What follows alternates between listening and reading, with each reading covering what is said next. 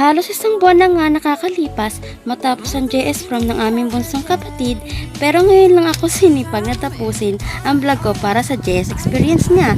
Sipag, diba? Yan nga palang mga yan na hawak ko ang napili kong design para sa gagawin naming pag-repair sa susuoting gown ni bunso. Nag-order nga din pala ako ng petticoat sa Lazada para sa gown niya at para lumobo kahit konti lang. At dahil first time ko makakita ng petticoat, ako muna ang sumuot. Lakas pala maka-Disney princess nito ah. O pak, pil na pil no.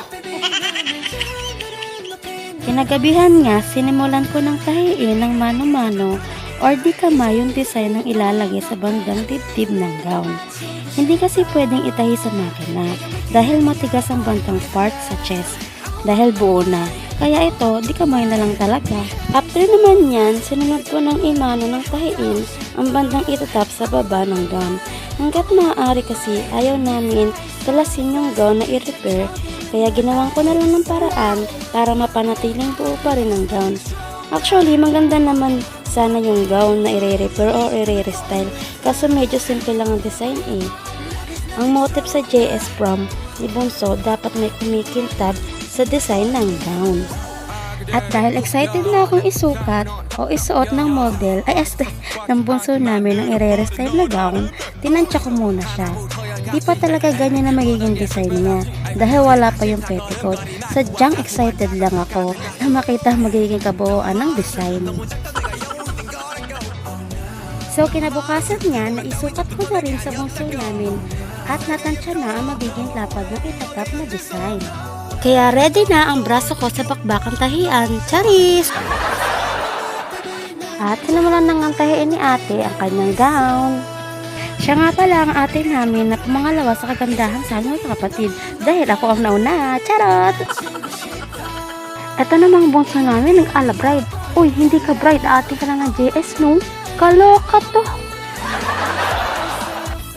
For the last layer na nga itong tinatahi ni ate. At napagod na nga ang Disney princess namin kaya naupo na sa tabi. Ito naman ay bandang design sa tiyan. At dahil maglalagay nga ng petticoat sa loob ng gown, hindi nagkasya kaya duduktungan na lang namin ng panibagong tela para magkasya ang petticoat. And this time, ako na ang nanahe dahil busy na ang aming ate. Charan! JS prom day na ng aming bunsong kapatid. Excited na siya. Ni princess. May pa-cream pa nalalaman. Yan. Inaayos sa...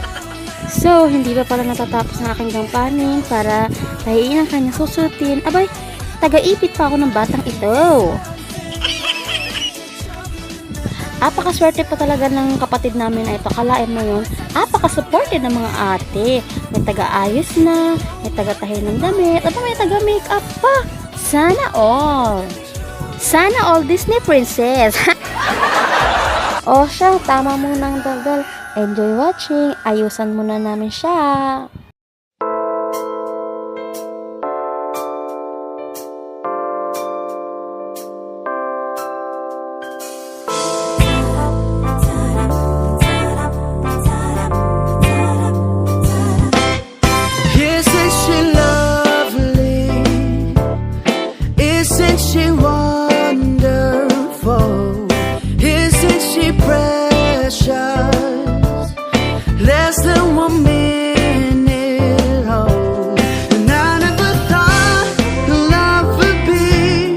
Sweet Harmony nga pala ang kanilang event place.